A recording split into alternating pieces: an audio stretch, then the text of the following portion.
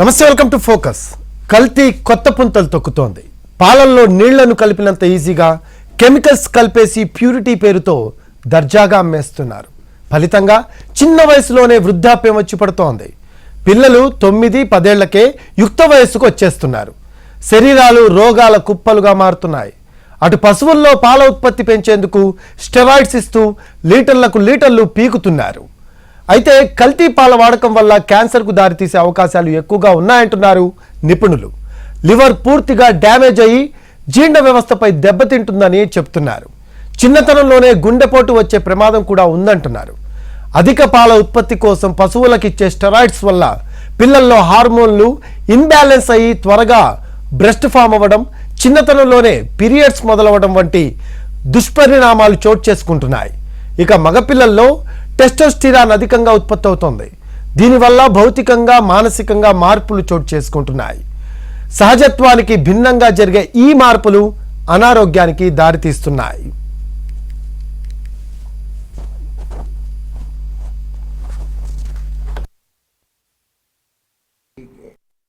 Milk రావడం కోసము ఈ బఫెలోస్ గిని, ఆవుల్ గిని, they give lot of steroids milk production కోసం. So what is happening, estrogen, progesterone లాంటి అవి ఇచ్చేయడం వల్ల వాళ్ళకి ఏమవుతుంది, దే ఆర్ ఆల్సో కంటామినేట్ కాదు, they are also excess in the milk. So estrogen, progesterone excess ఉంటే అవి లేడీస్కి ఉండవలసిన హార్మోన్స్ త్రూ ఆర్టిఫిషియల్ ఇంజెక్షన్స్ ఇవ్వడం వల్ల మిల్క్లో కూడా కలిసిపోయి బేబీస్ కూడా తొందరగా మెనార్కే బ్రెస్ట్ డెవలప్మెంట్ గిని ఇది జరిగిపోతున్నది. So that is the main problem where this buffaloes వాళ్ళు చేస్తున్నది. That is one type of adulteration. Second adulteration ఏంటంటే they mix with urea, salicylic acid, couple of ఇంకా కెమికల్స్ ఉన్నాయి. ఈ కెమికల్స్ తోటి మెయిన్ ప్రాబ్లం ఉన్నది. They are all hepatotoxic, they are all kidney మీద చాలా లోడ్ పడుతుంది, కిడ్నీలు తొందరగా పాడైపోతాయి. సో మనం మిల్క్ ఇస్తున్నది ఎందుకు, ప్రోటీన్ కోసం ఇస్తున్నాం. ఫస్ట్ మనం 1 లీటర్ మిల్క్ ఇస్తున్నాం అనుకుంటాం, అందులో మిల్క్ 1/2 లీటర్ కూడా ఉండదు, మిగతాదంతా కెమికల్ ఉంటుంది. ఈ కెమికల్ అంతా ఫిల్టర్ చేయవలసిన బాధ్యత కిడ్నీ మీద ఉంటుంది. So kidney is getting affected and sometimes some chemicals are to be filtered through the liver. So liver అంటే జాండీస్ రావచ్చు, లివర్ సరిగ్గా పనిచేయకపోవచ్చు. సో ఈ 2 ఆర్గాన్స్ మీద విపరీతమైన లోడ్ పడుతుంది. నేను ఇప్పటి వరకు మదర్ ఫీడింగ్ లేని మదర్స్ని ఒక్కళ్ళిద్దరినే చూసినాను. 99 మందికి పాలు ఆటోమేటిక్గా వస్తాయి. అయినా కూడా అమాయకులైన ఈ తల్లిదండ్రులు ఈ కంపెనీ అడ్వర్టైజ్మెంట్స్ చూసి అవి కొనేసుకుని వాటి వల్ల వాళ్ళ పిల్లల హెల్త్ పాడు చేసుకుంటున్నారు. So nothing to replace mother milk first and foremost. ఈ అడ్వర్టైజ్మెంట్స్ అంటారా, ఆల్ బయట ఏ ఫ్యాక్టరీ మిల్క్ అయినా వాళ్ళు ఎట్లాగా they will remove the butter, they will remove what ever this thing, they will make it another by product, they will give only milk. And వాళ్ళు contaminate చేస్తున్నారా అంటే urea ఇస్తున్నారా, లేకపోతే ఏదైనా ఫార్ములాస్ కలుపుతున్నారా, డిటర్జెంట్స్ కలుపుతున్నారా, ఇది అన్నది ఫుడ్ అండ్ సేఫ్టీ వాళ్ళు ఫ్రీక్వెంట్గా చెక్ చేసి, unfortunately they only check, most of the time they check only hotels. Milk గురించి ఎవరు అసలు రోజు మనం తీసుకునే పాలు స్వచ్ఛమైనవేనా? కల్తీ పాలను గుర్తించడం ఎలా? తప్పనిసరిగా ల్యాబ్లోనే గుర్తించాలా, లేక చిన్న చిన్న చిట్కాల ద్వారా కల్తీ పాలను గుర్తించవచ్చా? Food safety and standards authority of India ప్రకారం ఆహార పదార్థాలు కల్తీలను గుర్తించడానికి ర్యాపిడ్ టెస్టింగ్ నిర్వహిస్తారు. అందుకు ప్రతి జిల్లాలో ర్యాపిడ్ టెస్టింగ్ కోసం మొబైల్ ఫుడ్ అనాలిసిస్ వెహికల్స్ను ఏర్పాటు చేసింది. దీనిలో ముఖ్యంగా పాలు కృత్రిమమైనవా, అందులో ఏమైనా హానికర రంగులు, రసాయనాలు కలిపారా అనేది తెలుసుకోవడానికి అవకాశం ఉంటుంది. ఇంట్లో కూడా సాధారణమైన పరీక్షలతో తెలుసుకోవచ్చంటున్నారు ఫుడ్ అనాలిసిస్ స్పెషలిస్టులు. ఈ మధ్యకాలంలో ఏది ముట్టుకున్నా కల్తీతో నిండిపోయింది. ఇటు పాలు కావచ్చు, మనం తినే ఫుడ్ ప్రతి దాంట్లో కూడా కల్తీ కల్తీ కల్తీ అనేది ఎక్కువగా వింటున్నాం. అయితే చిన్నప్పటి నుంచి పిల్లలకి పాలు తాగించడం ప్రతి ఒక్క ఇంట్లో అలవాటు. ప్రతి ఒక్కరూ ఉదయాన్నే లెగగానే టీ టీ కాఫీలతో వాళ్ళ డేని స్టార్ట్ చేస్తూ ఉంటారు. మనం ఎవ్రీడే తీసుకునే పాలలో కల్తీ ఏ విధంగా జరుగుతుంది, ఒకవేళ కల్తీ చేసిన తర్వాత కల్తీ అయిన పాలు కనుక మనం తీసుకుంటే ఎట్లాంటి పరిణామాలు ఉంటాయి, ఆరోగ్యపరంగా ఎట్లాంటి నష్టాలు ఏర్పడతాయి. మనతో పాటు మాట్లాడడానికి అనలిస్ట్ వాణి గారు ఉన్నారు. చెప్పండి, యాక్చువల్గా పాలు ప్యాకెట్ మనకు మార్నింగ్ ఇంటికి వచ్చిన తర్వాత అవి కల్తీ అయిన పాలా లేకపోతే కల్తీ లేని పాలా అని తెలుసుకోవటం సామాన్యులకైతే చాలా ఇంపాసిబుల్ అనే చెప్పుకోవాలి. సో ఆ పాలని ఇవి మంచివా కాదా అని తెలుసుకోవటం ఎలా, ఎట్లా మనం ఒక సామాన్యమైన మనిషి దాన్ని కల్తీ లేనివిగా గుర్తించడం ఎలా?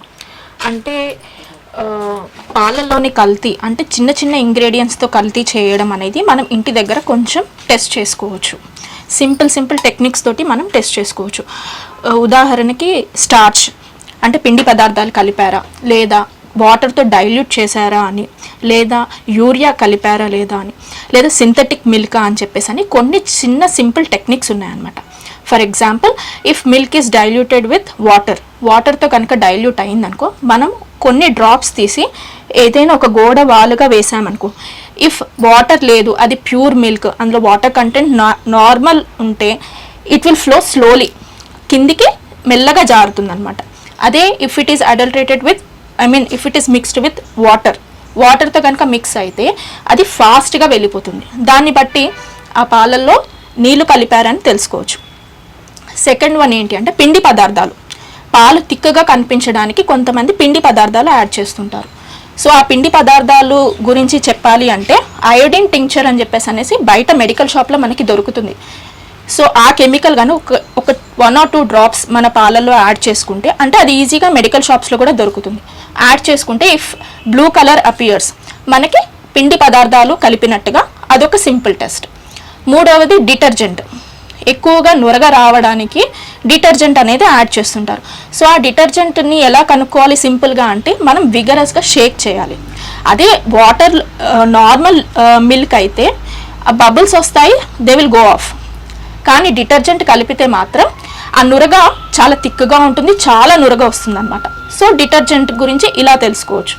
ఇంకొకటి సింథటిక్ మిల్క్. ఈ మధ్య మిల్క్ అనేది ఆర్టిఫిషియల్గా ప్రొడ్యూస్ చేస్తున్నారు విత్ ఆయిల్, తర్వాత కొన్ని కెమికల్స్ యాడ్ చేసి చేస్తున్నాం. ఆ సింథటిక్ మిల్క్ ఏంటి అంటే మనం చేతుల్లో రబ్ చేసుకొని స్మెల్ చూస్తే కొంచెం మనకి బిట్టర్ స్మెల్ లాగా వస్తుందన్నమాట. సో అది మనం టేస్ట్ చేస్తే కూడా కొంచెం చేదుగా ఉంటుంది. నార్మల్ మిల్క్ ఏంటి అంటే అసలు టేస్ట్ అనేది ఉండదు, ఏ టేస్ట్ ఉండదు, కానీ ఇది కొంచెం చేదుగా ఉంటుంది అనమాట. సో సింథటిక్ మిల్క్ అనేది అలా టెస్ట్ చేయొచ్చు. ఇలా మనం ఇవి ఇంటి దగ్గర సింపుల్గా చేసుకునే టెక్నిక్స్. కొన్ని ఏంటి అంటే ల్యాబ్కి వచ్చి కంపల్సరీగా కన్ఫర్మ్ చేసుకోవాలి. ఇందులో డిటర్జెంట్ కలిపారని మనం డౌట్ వచ్చింది అనుకోండి, మనం ల్యాబ్కి ఆ మిల్క్ తీసుకొస్తే మేము కొన్ని కెమికల్స్ యాడ్ చేసేసి ఓకే దాంట్లో డిటర్జెంట్స్ కలిపారు అని మేము కన్ఫర్మ్ చేసి. సో పాలకు సంబంధించి ఇవి కల్తీవా కాదా అని తెలుసుకోవటానికి మనం ప్రస్తుతం ల్యాబ్లో ఉన్నాము, మొబైల్ ల్యాబ్లో ఉన్నాము. ఎలా ఎనాలిసిస్ చేస్తారు పాలకు సంబంధించి మనకు చాలా చాలా డిఫరెంట్, అన్ని ప్యాకెట్ మిల్కే ఉన్నాయి, డిఫరెంట్ పాల బ్రాండ్స్ మన దగ్గర ఇక్కడ అవైలబుల్ ఉన్నాయి. వాటిల్లో మనం అయోడిన్ కలిపితే ఎలా ఉంటుంది, లేకపోతే స్టార్చ్ కలిపితే ఎలా ఉంటుంది, లేకపోతే ఇంకా అదర్ కెమికల్స్ ఏమన్నా కలిపితే దాంట్లో ఏమైనా మనకి రిజల్ట్స్ ఏ విధంగా వస్తుంది. ఒక్కసారి ల్యాబ్ టెక్నీషియన్ ఉన్నారు, అట్లాగే అనాలిసిస్ చేసే పర్సన్ కూడా ఉన్నారు. ఒకసారి తనతో మాట్లాడించే ప్రయత్నం చేద్దాము. సో ఈ ప్యాకెట్ మిల్క్కి సంబంధించి ఎలా అనలైజ్ చేస్తారు, ఇవి కల్తీవా కాదా ఎలా చెప్తారు, ఒకసారి ఎక్స్ప్లెయిన్ చేయండి. ఫస్ట్ మేము మాకు వచ్చిన మిల్క్ శాంపిల్ని టెస్ట్ ట్యూబ్లోకి ట్రాన్స్ఫర్ చేసుకుంటాం. ఒక 5 ml సరిపోతుంది అనమాట మనకి శాంపిల్. సో ఇప్పుడు we are testing for the presence of starch, పిండి పదార్థాలు ఏమైనా ఉన్నాయో లేదో మిల్క్ శాంపిల్లో టెస్ట్ చేయబోతున్నాము.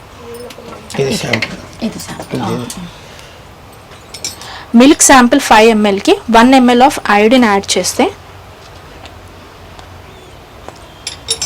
స్టార్చ్ కనుక కలిపితే మనకి ఇమీడియట్గా బ్లూ కలర్ అనేది ఫామ్ అవుతుంది. చూసారా బ్లూ కలర్. దీన్ని మనం ఒక్కసారి గమనించవచ్చు. ఇది పిండి పదార్థం ఆల్రెడీ పాలల్లో ఉంది కాబట్టి దీంట్లో 5 ml మిల్క్ 1 ml అయోడిన్ కలిపిన తర్వాత బ్లూ కలర్లోకి వచ్చింది. అంతకు ముందు మనం టెస్ట్ చేసాము, ఇది ప్యూర్ అంటే కల్తీ లేని మిల్క్. ఇందులో అయోడిన్ కలిపిన తర్వాత కలర్ ఎలాంటి మార్పు రాలేదు. కానీ దీంట్లో మాత్రం కలర్ మనకి బ్లూ కలర్లోకి మారటం జరిగింది. సో ఇందులో పిండి పదార్థాలు ఆల్రెడీ యాడ్ అయి ఉన్నాయి అనమాట మిల్క్లో, దీంట్లో యాడ్ అయ్యలేదు. సో ఇవి కాకుండా ఇంకేమి మనం అనాలిసిస్ చేయొచ్చు? నెక్స్ట్ మనము సోడియం బైకార్బోనేట్. జనరల్గా సోడియం బైకార్బోనేట్ అనేది పాలల్లో నురగ రావడానికి యాడ్ చేస్తూ ఉంటారు అనమాట. సో ఆ సోడియం బైకార్బోనేట్ అనేది ఉందా లేదా టెస్ట్ చేస్తాం.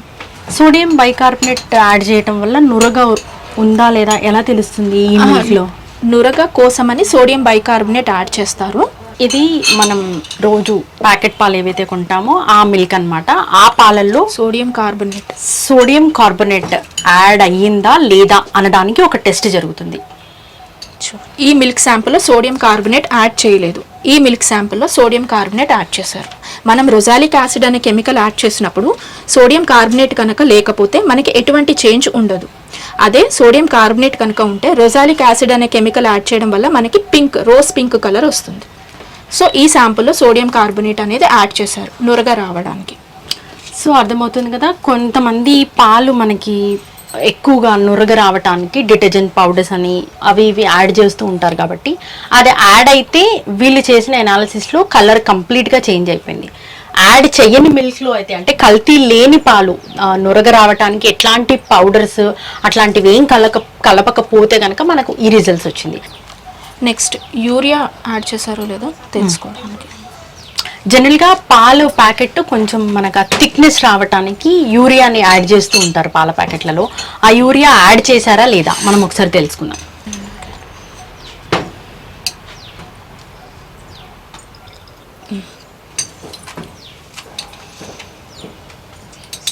ఈ మిల్క్ శాంపుల్లో మనకి యూరియా యాడ్ చేశారో చేయలేదో తెలుసుకోవడానికి ఇంకొక సింపుల్ టెస్ట్ అనమాట. మనము 2 టెస్ట్ ట్యూబ్స్లో మనకు వచ్చిన మిల్క్ శాంపిల్స్ని తీసుకున్నాము. సో ఈ శాంపుల్లో మనము ఈ మిల్క్కి డీమ్యాబ్ అనే రియేజెంట్, డైమిథైల్ అమైనో బెంజాల్డిహైడ్ అనే రియేజెంట్ యాడ్ చేసాము. ఇందులో యూరియా ప్రజెంట్ ఉంటే ఆ రియేజెంట్ వల్ల మనకి వెంటనే ఫ్లోరసెంట్ ఎల్లో కలర్ అనేది వస్తుంది. ఈ మిల్క్ శాంపుల్లో మనకి యూరియా యాడ్ చేయలేదు కాబట్టి ఆ రియేజెంట్ యాడ్ చేసినా కూడా మనకి ఎటువంటి చేంజ్ లేదు కలర్ ఆఫ్ ది మిల్క్లో. సో క్లియర్గా అర్థమవుతుంది కదా, మనకి చాలా వరకు ప్యాకెట్ పాలల్లో ఏదో ఒక ప్రిజర్వేటివ్స్ అన్నీ యాడ్ చేస్తూ ఉండటంతో మనకి ఇప్పుడు యూరియా యాడ్ చేసిన మిల్క్ చూసాము, ఇటు స్టార్చ్ యాడ్ చేసిన మిల్క్ చూసాము, అట్లాగే కెమికల్స్ యాడ్ చేసిన మిల్క్ కూడా మనం చూడటం జరిగింది. సో అవి యాడ్ చేస్తే ఎలా ఉంటాయి పాలు, యాడ్ చేయకపోతే ఎలా ఉంటాయి అనేది చాలా క్లియర్గా అయితే ఇక్కడ ఎక్స్ప్లెయిన్ చేశారు. సో వీటి వల్ల ఎట్లాంటి ఎఫెక్ట్స్ ఉంటాయి మనం మీరు ఎక్స్ప్లెయిన్ చేయగలరా? బాడీ మీద చాలా ఎఫెక్ట్స్ ఉన్నాయి. ఇప్పుడు ఇవన్నీ కెమికల్స్ కాబట్టి వాటిని ప్యూరిఫై చేయడం, మన బాడీలో ఎటువంటి అడల్టరెన్స్ అయినా ప్యూరిఫై చేసేది లివర్ కాబట్టి, సో లివర్ ఫంక్షనింగ్ మీద కూడా ఈ కెమికల్స్ అనేది చాలా ప్రభావం చూపిస్తుంది. కిడ్నీస్ ఫంక్షనింగ్లో కూడా చూపిస్తుంది. అదే బాలికలకి, అడాలసెంట్ పిల్లలకి ఏంటి అంటే హార్మోనల్స్. ఇప్పుడు కొంతమంది క్యాటిల్కి మిల్క్ ప్రొడక్షన్ ఇంక్రీజ్ చేయడానికి హార్మోనల్ ఇంజెక్షన్స్ ఇస్తున్నారు. సో అటువంటి మిల్క్ మనం తీసుకోవడం వల్ల గర్ల్స్లో అయితేనేమో హార్మోనల్ ఇంబ్యాలెన్స్ అయిపోయి వాళ్ళు తొందరగా మెచ్యూర్ అవ్వడం లాంటి ప్రాబ్లమ్స్ వస్తున్నాయి. వాళ్ళ బాడీ పరిణామం కూడా ఇంక్రీజ్ అవుతూ ఉంటుంది. అదే జెంట్స్లో ఏంటంటే తొందరగా వాళ్ళకి సెకండరీ సెక్షువల్ క్యారెక్టర్స్ అనేది తొందరగా వస్తుంది. సో ఇలాగ హార్మోనల్ ఇంబ్యాలెన్స్ అవుతుంది. లేడీస్లో అయితే ఆ ఎఫెక్ట్ ఇంకా ఎక్కువ చూపిస్తుంది. వాళ్ళ ఫర్టిలిటీలో కానీ ఇంటర్నల్గా చాలా ప్రాబ్లమ్స్ వస్తుంది. సో కిడ్నీ ఫంక్షనింగ్లోనే కానీ ఆ కిడ్నీస్ అనేది ప్యూరిఫికేషన్కి సంబంధించింది కాబట్టి మన బాడీ కెమికల్స్ ప్యూరిఫికేషన్కి అడ్జస్ట్ అయ్యి లేదు. సో ఆ కెమికల్స్ని మనం తీసుకోవడం వల్ల కిడ్నీ మీద ఎక్కువ స్ట్రెస్ అయ్యి కిడ్నీ ఫంక్షనింగ్ మీద కూడా ఉంటుందన్నమాట. సో ఇంటర్నల్గా మన బాడీ మొత్తం ఎఫెక్ట్ అవుతుంది అడల్టరేటెడ్ మిల్క్ అనే కాదు, అడల్టరేటెడ్ ఫుడ్ తీసుకోవడం వల్ల. సో మనకి జనరల్గా మీరు ఈ మొబైల్ అనాలిసిస్ చేయడానికి డిఫరెంట్ ప్లేసెస్కి వెళ్తూ ఉంటారు కదా, మీరు ఎట్లాంటివి చూస్తూ ఉంటారు ప్రాక్టికల్గా? కొన్ని ప్లేసెస్లో మనకి మిల్క్ ప్యాకెట్స్ అంతా కూడా డేట్ ఎక్స్పైర్ అయిపోయిన మిల్క్ వాళ్ళు షాప్స్కి సప్లై చేస్తూ ఉంటారు. అవన్నీ తీసుకోవటం వల్ల ఇట్లాంటి రిజల్ట్స్ అన్నీ కూడా మనకి ఎట్లా వచ్చే ఛాన్సెస్ ఉంటాయి? అంటే మాకు ఇక్కడ సో అండ్ సో ఏరియాలో adulterated milk, synthetic milk prepare చేస్తున్నారు అని ఇన్ఫర్మేషన్ మా ఫుడ్ సేఫ్టీ ఆఫీసర్స్కి వస్తే వాళ్ళు వెంటనే పోలీసుల సహాయంతో అక్కడికి వెళ్ళి రైడ్ చేస్తారు. సో ఆ ఏరియాలో ఉన్న శాంపిల్స్, ఆ కెమికల్స్, ఆ మిల్క్, ఆయిల్, అవన్నిటితోటి వాళ్ళు ప్రిపేర్ చేసే శాంపిల్స్ అన్నిటిని కూడా వాళ్ళు హైజీనిక్ కండిషన్స్లో కలెక్ట్ చేసి సీల్ చేసి మాకు పంపిస్తారనమాట. మేము వాటిని టెస్ట్ చేసి రిపోర్ట్ ఇస్తాం. సో ఫుడ్ సేఫ్టీ ఆఫీసర్స్ అనేవాళ్ళు వాళ్ళ మీద యాక్షన్ తీసుకుంటారు.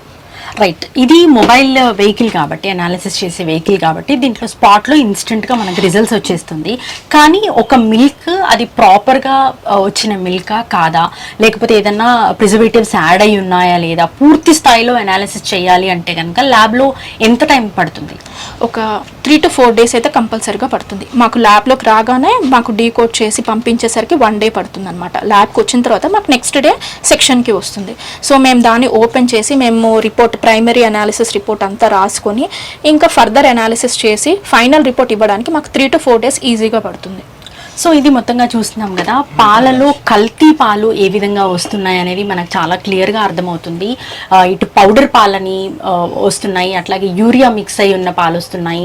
ఇటు ఏది పడితే అది హెల్త్కి సంబంధించిన ప్రికాషన్స్ ఏమీ తీసుకోకుండా కల్తీ చేసి బయటకి మనకు మార్కెట్లో వదులుతున్నారు. వాటిని మనము రోజు టీలు, కాఫీలు చేసుకుని తాగుతున్నాము. వాటితో పాటు మిల్క్ షేక్స్లో మనకు డైరెక్ట్గా పాలు యాడ్ చేయటం మనం చూస్తూ ఉంటాము. సో వీటన్నిటి వల్ల మన ఆరోగ్యం ఎంత పాడవుతుంది, మనకు ఏ ఆర్గాన్స్ దెబ్బతింటున్నాయి అనేది మాత్రం ఎవ్వరూ ఆలోచించని పరిస్థితి అయితే ఉంది. అయితే వీటికి సంబంధించి అసలు పిల్లల్లో కావచ్చు, మహిళల్లో కావచ్చు, ఎదుగుతున్న పిల్లల్లో కావచ్చు ఎట్లాంటి నష్టాలు ఉంటాయి డాక్టర్ల వాయిస్లో తెలుసుకుందాం. కల్తీ కొత్త పుంతలు తొక్కుతోంది. పాలల్లో నీళ్లను కలిపినంత ఈజీగా కెమికల్స్ కలిపేసి ప్యూరిటీ పేరుతో దర్జాగా అమ్మేస్తున్నారు. ఫలితంగా చిన్న వయసులోనే వృద్ధాప్యం వచ్చి పడుతోంది. పిల్లలు 9-10 ఏళ్లకే యుక్త వయసుకు వచ్చేస్తున్నారు.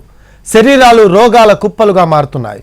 అటు పశువుల్లో పాల ఉత్పత్తి పెంచేందుకు స్టెరాయిడ్స్ ఇస్తూ లీటర్లు పితుకుతున్నారు. కల్తీ పాల వాడకం వల్ల క్యాన్సర్కు దారితీసే అవకాశాలు ఎక్కువగా ఉన్నాయంటున్నారు నిపుణులు. లివర్ పూర్తిగా డ్యామేజ్ అయి జీర్ణ వ్యవస్థపై దెబ్బతింటుందని చెప్తున్నారు. చిన్నతనంలోనే గుండెపోటు వచ్చే ప్రమాదం కూడా ఉందంటున్నారు. అధిక పాల ఉత్పత్తి కోసం పశువులకిచ్చే స్టెరాయిడ్స్ వల్ల పిల్లల్లో హార్మోన్లు ఇంబ్యాలెన్స్ అయ్యి త్వరగా బ్రెస్ట్ ఫామ్ అవ్వడం, చిన్నతనంలోనే పీరియడ్స్ మొదలవ్వడం వంటి దుష్పరిణామాలు చోటు చేసుకుంటున్నాయి. ఇక మగపిల్లల్లో టెస్టోస్టిరాన్ అధికంగా ఉత్పత్తి అవుతోంది. దీనివల్ల భౌతికంగా, మానసికంగా మార్పులు చోటు చేసుకుంటున్నాయి. సహజత్వానికి భిన్నంగా జరిగే ఈ మార్పులు అనారోగ్యానికి దారితీస్తున్నాయి. కల్తీమయం అవుతున్న పదార్థాలను తీసుకునేటప్పుడు చాలా జాగ్రత్తగా ఉండాలనేసి ఇప్పటికే డాక్టర్స్ కూడా చెప్తున్నారు. అయితే ఈ కల్తీ ఎలా జరుగుతుంది, కల్తీ అయిన వాటిని ఎలా ఇటు ఆఫీసర్స్కి తెలుసుకొని, అధికారులకు తెలుసుకొని వాళ్ళు అక్కడికి వెళ్ళి ఎలా అనాలిసిస్ చేస్తారు, పూర్తి వివరాలు తెలుసుకుందాము. మనతో పాటు మాట్లాడడానికి లక్ష్మీనారాయణ రెడ్డి గారు ఉన్నారు. 2 రాష్ట్రాలకు సంబంధించిన ల్యాబ్ ఏదైతే ఉందో దానికి సంబంధించిన చీఫ్ అనాలిసిస్ ఆఫీసర్. సార్ చెప్పండి, కల్తీ పాలు, కల్తీ ఆహారం, కల్తీ పదార్థాలు ఇవన్నీ కూడా రెగ్యులర్గా మీరు వింటూ ఉంటారు, ఇక్కడికి శాంపిల్స్ కూడా వస్తూ ఉంటాయి. సో అనాలిసిస్ ఎలా చేస్తారు, మీకు ఎలా ఇంటిమేషన్ వస్తుంది కల్తీకి సంబంధించిన ఇది? మాకు సంబంధించిన వరకు అయితే మాకు ఇది ల్యాబ్ అండి. మాకు ఎక్కడంటే కల్తీ జరిగిందని చెప్తే మా కన్సర్న్ ఫుడ్ ఇన్స్పెక్టర్స్ ఉంటారు, వాళ్ళు శాంపుల్ లిఫ్ట్ చేసుకొని వచ్చి మాకు ల్యాబ్కి ఇస్తారు. మేము దాని ల్యాబ్లో శాంపుల్ టెస్ట్ చేసి ఏమైనా కల్తీ ఉందా, దాంట్లో స్టాండర్డ్ డివియేషన్ ఉందా చెక్ చేసి రిపోర్ట్ మళ్ళీ అదే కన్సర్న్ ఫుడ్ ఇన్స్పెక్టర్ పంపించేస్తాం. వాళ్ళు దాని మీద కేసు ఫైల్ చేసి మన ఫర్దర్ యాక్షన్ వాళ్ళు తీసుకుంటారండి. మన ల్యాబ్లో వచ్చేసి ఓన్లీ అనాలిసిస్ రిపోర్ట్ ఇచ్చే వరకే మన బాధ్యత. తర్వాత కేస్ ఫైలింగ్ అంతా వాళ్ళు concern food inspector, concern designated officer ఉంటారు, వాళ్ళు చేసుకుంటారండి అది మొత్తం. సార్ జనరల్గా ఈ మధ్యకాలంలో పాలల్లో బాగా థిక్గా రావడానికి కొన్ని ప్రిజర్వేటివ్స్ అన్ని యాడ్ చేస్తూ ఉన్నారు. ఇటు బలంగా ఉంటుంది, చిన్నపిల్లలకి ఈ పాలు తాగిస్తే ఇంకా ఎక్కువ హైట్ పెరుగుతారనో ఇంకోదనో చెప్తూ మనకి యాడ్స్ చాలా చూస్తూ ఉన్నాం. సో అట్లాంటి పాలు కల్తీ జరిగాయా లేదా అని ఇక్కడికి ఎప్పుడైనా అనాలిసిస్కి వచ్చి అట్లా పాజిటివ్ రిపోర్ట్స్ ఏమైనా వచ్చిన దాఖలాలు ఉన్నాయా? యాజ్ పర్ ఎఫ్ఎస్ఎస్ యాక్ట్ ఏంటంటే అట్లా చెప్పడానికి లేదమ్మా. ఇది తాగితే ఇది గ్రోత్ పెరుగుతారు, ఇది ఇంత వస్తుంది, ఇంత ఇమ్యూనిటీ వస్తుంది, ఇంత పెరుగుతుంది అని ఎగ్జాజరేషన్ చెప్పడానికి లేదు యాక్ట్ ప్రకారం. లేబుల్ రూల్స్ల ప్రకారం కూడా అది లేదు. మనం దాన్ని కూడా ఎగ్జాజరేషన్ చెప్పకూడదు. దాని మీద మనం కేసు ఫైల్ చేసుకొని ఫైట్ చేయొచ్చు, దాని మీద కూడా కేసులు ఫైల్ చేయొచ్చు. మనకి ఇట్లా పాలు తిక్కుగా ఉండడానికి అదేదంటే మ్యాక్సిమం ఏం చేస్తారంటే వాళ్ళు మిల్క్ పౌడర్ యాడ్ చేస్తారు జనరల్గా. ఇప్పుడు స్టాండర్డ్ మిల్క్ వాటిలో మనకు డీకన్సిడర్డ్ మిల్క్స్ అని ఉంటాయి, దాంట్లో యాడ్ చేసుకొని చేస్తారు వాళ్ళు. దాంట్లో ఇంకా ఏం ప్రాబ్లం ఉండదు దాంట్లో. సో జనరల్గా మనకి ఎట్లాంటి కేసెస్ ఎక్కువగా మీ దృష్టికి వస్తూ ఉంటాయి, ల్యాబ్కి ఎక్కువగా ఎట్లాంటివి వస్తూ ఉంటాయి? ల్యాబ్కు మ్యాక్సిమం మన సబ్స్టాండర్డ్ శాంపిల్స్ వస్తాయండి. సబ్స్టాండర్డ్ వస్తాయి అంటే స్టాండర్డ్స్ డివేట్ అయితే మనకు ఎఫ్ఎస్ఐ డిస్క్రైబ్ స్టాండర్డ్స్ ఉంటాయి, అవి డివేట్ అయినప్పుడు మాత్రం సబ్స్టాండర్డ్ కింద ఇచ్చేస్తాం. అవి మామూలుగా ఇప్పుడు ఏమైనా కల్తీ జరిగింది అనుకోండి, యూరియా ఎక్కువ ఉందో లేదంటే వాళ్ళు ఏదైనా వేరే అడిటివ్స్ దాంట్లో మైక్రోబ్స్ గ్రోత్ అయితే అన్సేఫ్ కింద ఇస్తాం అన్నట్టు ఆ శాంపిల్స్. దాని మీద క్రిమినల్ కేసులు ఫైల్ చేస్తారు అప్పుడు. సో ఇప్పుడు వస్తున్న ప్యాకెట్ పాలలో మనకి ఎక్కువగా ఎట్లాంటి ఇవి కనిపిస్తున్నాయి, ప్రిజర్వేటివ్స్ యాడ్ చేసిన ఇవి ఎట్లాంటివి కనిపిస్తూ ఉన్నాయి? దాంట్లో ప్రిజర్వేటివ్ అని ఏమి యాడ్ చేయరమ్మా వాళ్ళు. దాంట్లో వాళ్ళు కోల్డ్ స్టోరేజ్లో ఉంటుంది కాబట్టి కోల్డ్ చైన్లో వచ్చేస్తాయి కాబట్టి ఏం ప్రాబ్లం, ప్రిజర్వేటివ్స్ యాడ్ చేయరు. మనకు పేపర్లో వస్తుంది అంటే మా దాంట్లో మాత్రం ట్రేస్ అవుట్ వాళ్ళ ప్రిజర్వేటివ్ ఏం యాడ్ చేస్తున్నారని. మనకు ల్యాబ్కి వచ్చేది ఏం చేస్తారంటే శాంపుల్స్ వాళ్ళు ఆల్రెడీ దాన్ని ప్రిజర్వ్ చేసుకోవడానికి పాడు కాకుండా ఉండడానికి పోస్టులు వస్తాయి మనకు శాంపుల్స్, దానికి ఆల్రెడీ మనకు ప్రిజర్వేటివ్ యాడ్ చేస్తే పంపిస్తారు మనకు. దాంట్లో ప్రాబ్లం ల్యాబ్లో వచ్చే వాటికి. మార్కెట్లో మాత్రం ప్రిజర్వేటివ్ ఉండకూడదు, ఏ ప్రిజర్వేటివ్ ఉండకూడదు, ఏ అడిటివ్ ఉండకూడదు పాలల్లో. కల్తీ పాలు అనేవి మార్కెట్లో ఎక్కువగా మనకి ఈ మధ్య కాలంలో ఎక్కువ కనిపిస్తున్నాయి కాబట్టి ప్రతి ఒక్కరూ కొంత జాగ్రత్తలు అయితే వహించాల్సిన అవసరం ఉంది. మినిమం నాలెడ్జ్, కల్తీవా కాదా, ఇటు యూరియా లాంటి ప్రమాదకరమైన పదార్థాలు కలుపుతున్నప్పుడు వాటి వల్ల వచ్చే నష్టాలు ఎక్కువగా ఉంటాయి కాబట్టి కొంత జాగ్రత్తలు అయితే వహించాల్సిన అవసరం అయితే కనిపిస్తుంది. కెమెరా పర్సన్ రాజ్ కుమార్తో రాధిక, ఎన్టీవీ, హైదరాబాద్. కల్తీ పాలను అరికట్టేందుకు ప్రభుత్వ యంత్రాంగం క్షేత్రస్థాయిలో పనిచేస్తున్నప్పటికీ అనేక బ్రాండ్లతో కల్తీ పాలు రోజు దర్శనమిస్తూనే ఉన్నాయి. దీని నివారణకు క్వాలిటీ కంట్రోల్ మరింత పటిష్టంగా పనిచేయాల్సిన అవసరం